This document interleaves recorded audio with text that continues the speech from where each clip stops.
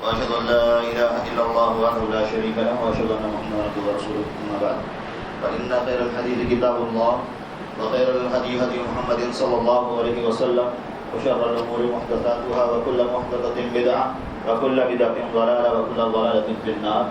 فقد قال الله تعالى في كلامه المجيد والفرقان الحميد: أعوذ بالله السميع العليم من الشيطان الرجيم. بسم الله الرحمن الرحيم. قل إن صلاتي ونسكي ومحياي ومماتي لله رب العالمين. سامعین کرام، دینی میری بھائیوں، بزرگوں، عزیز ساتھیوں، اولاً تمام قسم کی حمد و ثنا اللہ رب العالمین کے لیے لائق اور زیبا ہے، جس نے ہم کو یہ موقع عنایت کیا ہے کہ ہم اللہ رب العالمین کی شکر گزاری کے لیے یہاں حاضر ہوئے اور اللہ رب العالمین نے ہمیں توفیق عنایت کی ہے. ورنہ ہمارے سامنے ایسی خبریں آتی ہیں کہ لوگوں کا کل انتقال ہوا ہے اور ان کی جنازے نماز. اللہ رب العالمین نے ہم کو موقع دیا ہے کہ ہم اس سنت ابراہیمی کی یاد کو تازہ کریں جس کے بارے میں اللہ کے رسول صلی اللہ علیہ وسلم نے اپنے ارشادات میں اور اللہ رب العالمین نے اپنے فرامین کے اندر بطور تذکیر کے لیے، بطور عبرت اور نصیحت کے لیے اللہ رب العالمین نے بار بار ذکر کیا ہے.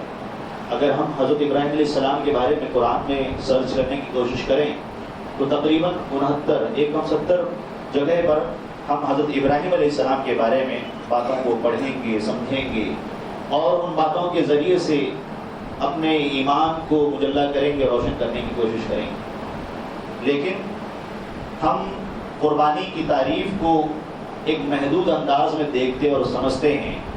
اسلامی احکام اور فرامین کو ہم نے ایک سرکل اور دائرہ بنا کر دیکھا اور سمجھا ہے. ہمارے دیکھنے کا نظریہ بہت محدود ہوتا ہے اور ہم اپنے خواہشات کے حساب سے دین کی باتوں کو سننا اور سمجھنا چاہتے ہیں. ہماری شان میں ایسی بات نہیں ہونی چاہیے. جبکہ ہم اگر ابراہیم علیہ السلام کے واقعے کو دیکھتے ہیں تو اللہ رب العالمین نے ابراہیم علیہ السلام کے بارے میں کیا کہا کہ اللہ رب العالمین نے ان کو حکم دیا اور وہ دونوں، ابراہیم علیہ السلام تنہا نہیں بلکہ ان کے بیٹے اسماعیل علیہ السلام بھی اسلما، دونوں نے باتوں کو مان لیا. وَتَلَّهُ لِلْجَبِينِ. اور اللہ رب العالمین نے آگے ذکر کیا کہ اللہ رب العالمین نے جب حکم دیا اسماعیل علیہ السلام کے ذبح کرنے کی تو ان کو لٹا دیا گیا. دونوں باپ اور بیٹے اس چیز کے لیے تیار ہیں کہ وہ اللہ رب العالمین کی رضامندی کی خاطر قربان کریں اور قربان ہو جائیں. کیا ہم یہ اطاعت کا جذبہ اور یہ تسلیم کا اور رضامندی کا جذبہ اپنے اندر پاتے ہیں کہ اللہ رب العالمین نے جس چیز کا ہم کو حکم دیا ہے ہم اس کے لیے اپنے آپ کو تیار کریں، اپنے من میں اور اپنے خواہشات میں آنے والی باتوں کو ختم کریں. اللہ رب العالمین نے، اللہ کے رسول نے لڑائی جھگڑے سے، گالی گلوچ سے، بدتمیزی سے ہم کو ان ساری چیزوں سے منع کیا ہے. اپنے بڑوں کا احترام کرنے کا حکم دیا ہے. اللہ کے اس نبی نے جب کم عمری تھی، آج کی کم عمری میں ہم آن لائن گیم اور دوسری ساری چیزوں میں الجھے ہوتے ہیں. ابراہیم علیہ السلام کی عمر کم تھی، وہ چاند کو رب کے بارے میں غور کر رہے ہیں، کیا وہ رب ہے کہ نہیں ہے. سورج کے بارے میں غور کر رہے ہیں، وہ رب ہے کہ نہیں ہے. اسی طرح سے اللہ رب العالمین نے ان کی پوری زندگی آزمائش کے لیے بنائی اور پوری زندگی انہوں نے آزمائش کے اوپر مکمل کر کے دکھلایا. اسی لیے اللہ رب العالمین نے ان کو پوری کائنات کے لیے امام الناس کا ٹائٹل دیا اور لقب دیا ہے. اور اسی طرح سے موحدین کی فہرست میں حضرت ابراہیم علیہ السلام کو سب سے اونچی فہرست میں رکھا جاتا ہے. امام ابو الانبیاء ہیں اور اللہ رب العالمین نے ان کے ذریعے سے ہمارے سامنے بہت ساری باتیں رکھی ہیں. اور اسی طرح اللہ رب العالمین نے اپنے اس رسول کے بارے میں فرمایا کہ وَاتَّخَذَ اللَّهُ إِبْرَاهِيمَ خَلِيلًا. اللہ رب العالمین نے انہیں اپنا دوست بنا لیا، خلیل بنا لیا، گہرا دوست، جگری دوست. ورنہ عربک میں صدیق کا لفظ استعمال کیا جاتا ہے دوستی کے لیے، اور خلیل اس میں ڈگری اونچی ہے، زیادہ اونچی ہے. ہم چاہتے ہیں کہ اللہ رب العالمین ہم سے راضی ہو، لیکن ہم اللہ رب العالمین کے ان احکام کو اپنا کر اس سے نزدیک ہونے کی کوشش نہیں کرتے ہیں. ہم کو چاہیے کہ اللہ رب العالمین نے اور اللہ کے رسول نے جن باتوں کو ہماری بھلائی کے لیے بتلایا ہے ان ساری باتوں پر عمل کرنے کی کوشش کریں. جو مسنون طریقہ ہے اس طرح سے جانور کو ذبح کرنے کی کوشش کریں. اللہ کے نام پر جب ہم جانور کو ذبح کرتے ہیں تو ذبح کرنے کے بعد جو اس کی گندگیاں وغیرہ ہوتی ہیں وہ ہم یہاں وہاں نہ پھینکیں، اپنے آس پاس کے علاقوں کو گندا کرنے کی کوشش نہ کریں۔ الطہور شطر الایمان، مشہور حدیث ہے کہ پاکی آدھا ایمان کا حصہ ہے۔ کتنی بڑی بات ہے، ایمان کا آدھا حصہ اللہ کے رسول صلی اللہ علیہ وسلم فرما رہے ہیں۔ ہم موجڑی صاف کرتے ہیں، گندگی کہیں پھینک دیتے ہیں، چمڑا اور اس کے بعد خون کا چمڑا تو ہم دے دیتے ہیں، لیکن اس کے بعد خون کا کیا کرتے ہیں؟ ہم اپنی سوسائٹی بھی گندی کرتے ہیں، دوسروں کو بھی پریشان کرتے ہیں۔ لہٰذا ہم کو چاہیے کہ ہم صفائی کا بھرپور دھیان رکھیں۔ اور اسی طرح سے چھری کو اللہ کے رسول نے فرمایا کہ پہلے تیز کر لو، جانور کے سامنے تیز کرنے کی ضرورت نہیں ہے۔ اللہ کے رسول کی یہ تذکیر والی بات، اللہ کے رسول نے فرمایا کہ کیا تم جانور کو دوہری موت دینا چاہتے ہو؟ ایسا نہیں ہونا چاہیے، بلکہ جانور کو ذبح کرنے سے پہلے اس کے سامنے نہیں، سائڈ میں جا کر چھری کو تیز کرنے کی ضرورت ہے۔ اور اسی طرح سے اللہ رب العالمین نے اللہ کے نام پر ذبح کرنا ہے، کسی اور کے نام پر ذبح کرتے ہیں تو اللہ کے رسول صلی اللہ علیہ وسلم نے ایسے شخص پر لعنت بھیجی اللہ کے رسول صلی اللہ علیہ وسلم نے۔ اسی طرح جب قربانی کے گوشت ہم تقسیم کرتے ہیں 3 حصوں میں، تو اس میں اللہ رب العالمین نے حکم دیا ہے کہ چاہے کوئی مانگنے والا ہو یا مانگنے والا نہ ہو، ہم کو ان سارے لوگوں کو کھلانا ہے۔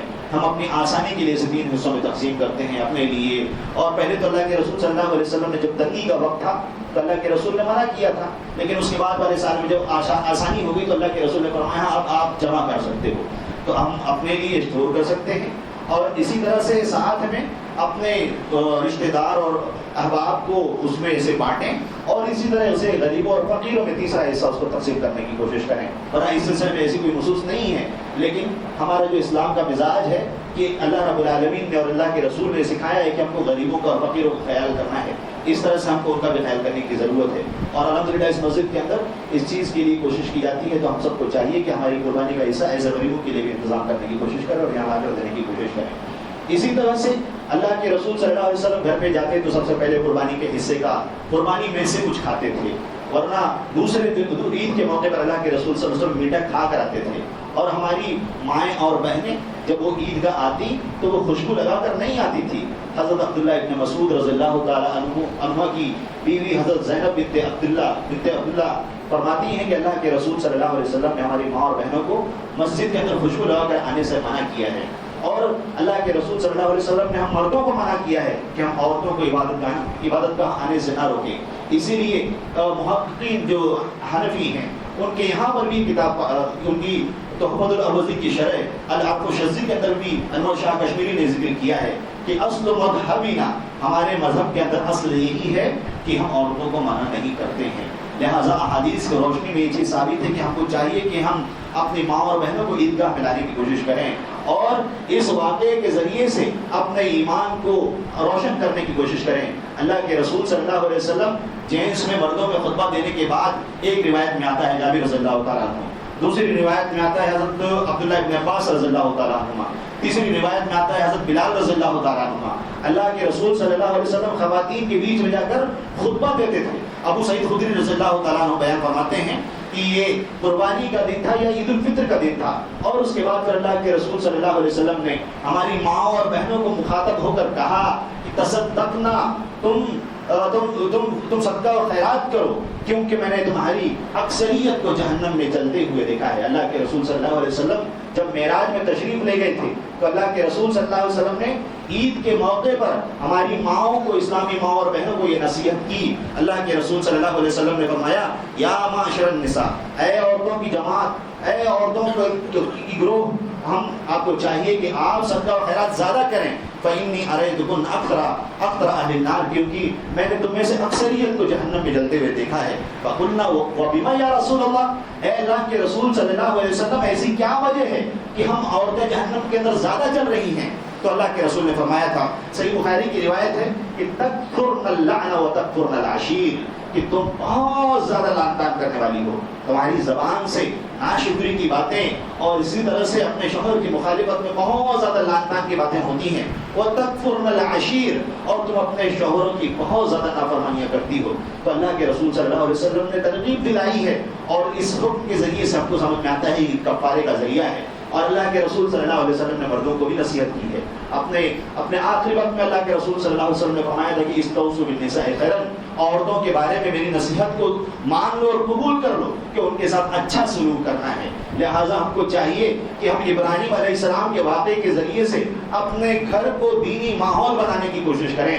آپ نے سنا ہوگا کہ ابراہیم علیہ السلام نے پوری زندگی عبرت اور آزمائش کے طور پر ہمارے سامنے پیش کیا ہے، بیٹے کی شکل میں، باپ کی شکل میں، شوہر کی شکل میں، ہر حالت میں ہمارے لیے عبرت اور نصیحت ہے، چاہے وہ عالم ہو، جاہل ہو، بچہ ہو، بوڑھا ہو، ان کا خاندان ہمارے لیے برکت کا سبب بنتا ہے۔ آج قربانی کی یاد ہم اپنے نبی کے حکم کے ذریعے سے اس یاد کو تازہ کرتے ہیں، اور وہ احباب جو حج اور عمرہ کے احکام سے مستفید ہو رہے ہیں وہ صحیح صفا اور مروہ کے ذریعے سے ان یادوں کو یاد کرنے کی یاد کو تازہ کرنے کی کوشش کرتے ہیں۔ اسی خاندان کی برکت ہی ہے کہ مائے زمزم سے، زمزم کے پانی سے ہم مستفید ہوتے ہیں، اور یہی وہ لوگ ہیں جن کو اللہ رب العالمین نے بھیج کے وہاں پر خانہ کعبہ کو آباد کروایا، اور خانہ کعبہ کی تعمیر ان دونوں باپ اور بیٹے کے ذریعے سے کروائی تھی۔ اور کیا خوش نصیب ہے وہ عورت، کیا خوش نصیب ہے حضرت حاجرہ رضی اللہ تعالیٰ عنہا۔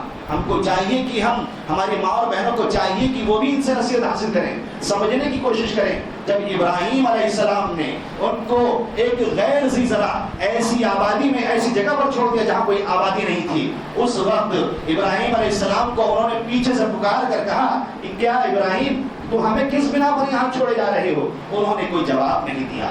ماں حاجرہ رضی اللہ عنہا فرماتی ہیں کیا اللہ رب العالمین کا حکم ہی ہے؟ انہوں نے کہا، کوئی جواب نہیں دیا تو وہ سمجھ گئی کہ ہاں یہ اللہ رب العالمین کا حکم ہے، لہٰذا ہم کو بھی سمجھنا چاہیے۔ ہماری زندگی میں بھی اس طرح کی بہت زیادہ آزمائشیں آتی ہیں، لہٰذا ہم کون سے دروازوں کو جا کے کھٹکھٹاتی ہیں، کون سے راکیوں سے جا کر ہم دعائیں کرواتی ہیں، کون سے چوکھٹوں پر ہم اپنے امیدوں کے دامن کو پھیلانے کی کوشش کرتی ہیں۔ اللہ رب العالمین ہماری ایمان کی آزمائش لے گا۔ اللہ کے رسول نے فرمایا کہ جو ایمان میں جتنا زیادہ مضبوط ہوگا اللہ رب العالمین لوگوں کو ایمان میں اتنا زیادہ آزمائے گا۔ انبیاء کرام کی آزمائش اتنی زیادہ سخت ہوئی، ہمارا ایمان جتنا زیادہ مضبوط ہوگا اللہ رب العالمین ہم کو ہمارے ایمان کے حساب سے آزمائے گا۔ یہ آزمائش کا ایام چل رہے ہیں، اللہ رب العالمین کے سامنے ہم کو صبر اور شکر کے ساتھ حاضر ہونا ہے۔ ہم جو قربانی کر رہے ہیں، یہ ہم نے جو اپنے ذہنوں میں ڈشوں کے نام تیار کر کے رکھے ہیں، یہ اللہ رب العالمین کو راضی کرنے کے لیے کافی نہیں ہے۔ اللہ رب العالمین نے قرآن کی آیت کے اندر ارشاد فرمایا ہے لَن يَنَالَ اللَّهَ لُحُومُهَا وَلَا دِمَاؤُهَا وَلَكِن يَنَالُهُ التَّقْوَىٰ مِنكُمْ۔ اللہ رب العالمین تک تمہارے جانوروں کا، تمہارے ذبیحوں کا، چاہے وہ کتنے ہی مہنگے جانور کیوں نہ ہو، اللہ رب العالمین تک ان کا گوشت نہیں پہنچتا ہے، اللہ رب العالمین تک ان جانوروں کے خون نہیں پہنچتے ہیں۔ وَلَكِن يَنَالُهُ التَّقْوَىٰ مِنكُمْ۔ ہمارے دلوں میں جو تقویٰ پل رہا ہے، جو پرہیزگاری، جو اللہ رب العالمین کی محبت اور اللہ رب العالمین کا خوف، اللہ رب العالمین کی رضامندی کی لالچ ہمارے دلوں میں پل رہی ہے، اللہ رب العالمین اس کو دیکھتا ہے اس جانور کے ذریعے سے۔ لہٰذا اللہ رب العالمین نے قرآن کی آیت میں مجھ کو اور آپ کو جو پیغام دیا ہے کہ قُلْ إِنَّا صَلَاتِي وَنُسُكِي وَمَحْيَايَ وَمَمَاتِي لِلَّهِ رَبِّ الْعَالَمِينَ۔ اے نبی ان لوگوں سے کہہ دو، ذرا اہل ایمان جو ابراہیم علیہ السلام سے محبت کرتے ہیں، جو ان کے خانوادے سے محبت کرتے ہیں، جو ان توحید کے گھرانے والوں سے محبت کرتے ہیں، اور جن کے ذکر خیر سے اپنے ایمان کو روشن کرنے کی کوشش کرتے ہیں، ان سے فرما دو کہ اِنَّا صَلَاتِي، کہ میری جو نماز ہے، میری جو قربانی ہے، میرا جو مرنا ہے، میرا جو جینا ہے، یہ صرف اور صرف اللہ رب العالمین کی رضامندی کے لیے ہے۔ میں کوئی بھی کام کرتا ہوں، میں جانور ذبح کرتا ہوں، میں نمازیں پڑھتا ہوں، میں صدقہ و خیرات کرتا ہوں، میں لوگوں سے بھلی باتیں کرتا ہوں، میں لوگوں سے مسکرا کر ملتا ہوں، میں اپنے گھر کی صفائی کر کے جب ڈسٹ بین میں ڈالتا ہوں، میں اٹھا کر اس کو کسی اور کے اوپر نہیں پھینکتا۔ یہ ساری چیزیں ہماری عبادت کا حصہ بن سکتی ہیں، لیکن شرط یہ ہے کہ ہماری نیت کیسی ہے۔ لہٰذا ہم کو چاہیے کہ ہم سیکھنے کی کوشش کریں، ہم سمجھنے کی کوشش کریں۔ اسلامی تعلیمات ہماری عبرت کے لیے، ہماری کامیابی کے لیے اللہ رب العالمین نے بنائی ہیں، ہمیں سکسیسفل ہونے کے لیے اللہ رب العالمین نے بنایا ہے۔ باتیں بہت زیادہ ہیں، ہم کو چاہیے کہ یہ جو قربانی کا پیغام اللہ رب العالمین نے اور اللہ کے رسول نے ہم کو دیا ہے، ہم ان احکام کے ذریعے سے اپنے اندر بدلاؤ لانے کی کوشش کریں۔ ورنہ ہوتا تو یہ ہے کہ ہم جانور کو ذبح تو کرتے ہیں، لیکن اپنے دل میں آنے والے گناہ کے جو شیطانی حملے ہیں اس کو نہیں ذبح کرتے ہیں، ہمارے دل کے اندر جو وسوسے پیدا ہوتے ہیں اس کو ذبح نہیں کرتے ہیں۔ اللہ کے رسول صلی اللہ علیہ وسلم نے ہم سب کو ڈرایا تھا، بتلایا تھا کہ قیامت کا دن ہوگا، ایک وقت ایسا آئے گا، سیکون فی الزمان، ایک وقت ایسا نزدیک ہے، آنے والا ہے، جس کے اندر لوگوں کو زندہ دھسا دیا جائے گا، آسمان سے اللہ رب العالمین پتھروں کی بارش نازل کرے گا. اور اس طرح سے اور بھی اللہ کے رسول صلی اللہ علیہ وسلم نے ایک عذاب کا ذکر کیا. صحابہ کرام ڈر گئے, پوچھتے ہیں کہ اللہ کے رسول صلی اللہ علیہ وسلم ایسا کیا ہوگا؟ اللہ کے رسول صلی اللہ علیہ وسلم نے فرمایا یہ وقت ہوگا جب ان کے اندر گانے والیاں پھر رہی ہوں گی, جب وہ گانے کے اور موسیقی کے آلات کا بہت زیادہ استعمال کریں گے. یہ روایت صحیح ہے. اللہ کے رسول صلی اللہ علیہ وسلم نے فرمایا ہے آج ہم سب کے موبائل کے اندر میوزیکل چیزیں اویلیبل ہیں, ہم کتنا ان ساری چیزوں سے اپنے آپ کو روکنے کی کوشش کرتے ہیں. اللہ رب العالمین چہروں کو مس کر دے گا. تیسرا عذاب اللہ کے رسول نے فرمایا تھا, چہرے بدل جائیں گے. بنی اسرائیل کا واقعہ ہم جانتے ہیں یوم السبت کا, کہ کس طرح سے اللہ رب العالمین نے اس قوم کو اپنے حکم کی مخالفت کرنے کی وجہ سے بندر کی شکل میں تبدیل کر دیا تھا. تو ہم کس بنا پر اطمینان سے اور چین کی زندگی گزار رہے ہیں اور اب کی نافرمانی کر رہے ہیں؟ اللہ رب العالمین زندہ دھسا سکتا ہے, آسمان سے پتھروں کی بارش نازل کر سکتا ہے, چہروں کو جانوروں میں کسی بھی مخلوق میں تبدیل کر سکتا ہے. اللہ کے رسول صلی اللہ علیہ وسلم کی اتنی واضح اور وعید آنے کے باوجود بھی ہم میوزیکل چیزوں کے رسیا بنے ہوئے ہیں. اللہ رب العالمین کے ذکر و اذکار سے اور تکبیرات سے اپنے آپ کو دور رکھنے کی کوشش کرتے ہیں. آخر عید کس چیز کا نام ہے؟ ہم ان دنوں کو 13ویں ذی الحجہ کے ختم ہونے تک ہم کو چاہیے کہ اللہ رب العالمین کے تکبیرات کا اہتمام کرتے رہیں.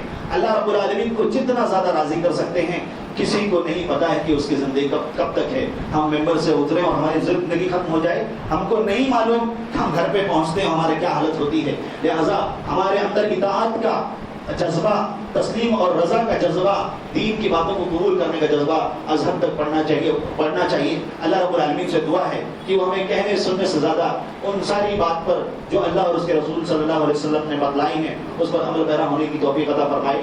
ہم میں سے وہ شخص جو بیمار ہیں, جو پریشان حال ہیں, اللہ رب العالمین ان کی پریشانیوں کو دور کر دے. جو تنگ دستی میں ہیں, جو قرضوں میں ڈوبے ہوئے ہیں, اللہ رب العالمین کے قرضوں کو دور کر دے. اللہ رب العالمین اس وبا سے, اس مصیبت سے ہم سب کو محفوظ رکھ دے, ہم سب کو اس وبا سے, اس دنیا سے ختم کر دے. اسی طرح سے ہم جو قربانی تیرے راستے میں کر رہے ہیں, اللہ رب العالمین اس کو قبول فرما. ہم نے ان ایام میں جو تیری رضا کے لیے عبادتیں کی ہیں, تکبیرات پڑھی ہیں, تحلیلات پڑھی ہیں, اللہ رب العالمین ان ساری چیزوں کو قبول فرما. ہماری نسلوں کو سدھار دے, ہمارے ایمان میں اضافہ فرما. ہمارے دل کے اندر جو خرافات پڑ رہے ہیں, اللہ رب العالمین ان ساری چیزوں سے ہم کو دور کر دے. جب تک ہم اس دنیا کے اندر زندہ رہیں, ایمان کی حالت میں رہیں اور ہمارا خاتمہ ایمان پر ہو. آمین. وآخر دعوانا الحمدللہ رب العالمین. السلام علیکم ورحمۃ اللہ وبرکاتہ.